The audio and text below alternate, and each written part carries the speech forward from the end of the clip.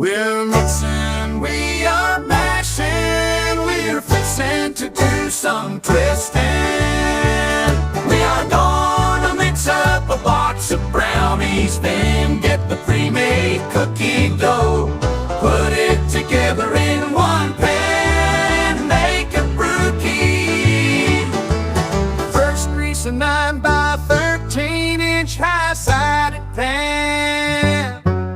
Mix brownies as the box instructions say, to get the cookie dough out of fridge and open up. After mixing brownie mix, put in baking pan. Take the cookies apart and put them on top of the brownie mix, about 1/2 inch apart. Bake at 375 degrees for 20 minutes and check.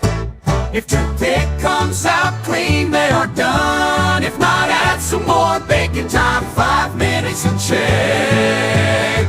We are mixing, we are mashing, we're fixing to do some twisting.